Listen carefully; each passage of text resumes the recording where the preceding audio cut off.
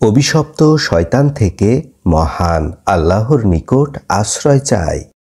সকল প্রশংসা সমগ্র বিশ্বের প্রতিপালক মহান আল্লাহর জন্য। রহমান ও রাহিম আল্লাহ তাআলার নামে সূরা আলাক এর বাংলা সরল অনুবাদ শুরু করছি। পড়ুন আপনার রবের নামে, যিনি সৃষ্টি করেছেন। মানুষ সৃষ্টি করা হয়েছে ঝুলে থাকা বস্তু হতে। পড়ুন আপনার রব অতি মহান, যিনি কলমের সাহায্যে শিখান। তিনি মানুষকে শিখান যা মানুষ জানত না। ইহা ঠিক নয়, নিশ্চয়ই মানুষ সীমা লঙ্ঘন করেই থাকে। সে নিজেকে অমুখাপেক্ষী মনে করে।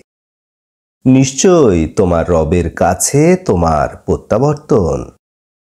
আপনি কি তাকে দেখেছেন যে বাধা দেয়? বাধা দেয় এক বান্দাকে যখন সে নামাজ আদায় করে। তুমি কি মনে করো যদি সে সৎ পথে থাকে অথবা সে তাকওয়ার আদেশ দান করে? আপনি বলুন, যদি সে মিথ্যা আরোপ করে এবং ফিরে যায়, সে কি জানে না যে নিশ্চয় আল্লাহ তাআলা দেখেন? সাবধান, সে যদি বিরত না হয় তবে আমি তার মস্তিষ্কের চুল ধরে হেঁচড়িয়ে নিব। মিথ্যা চেহারা পাপী। সে তার সহচরদেরকে ডাকুক, আমি জাবানিয়াকে ডাকব।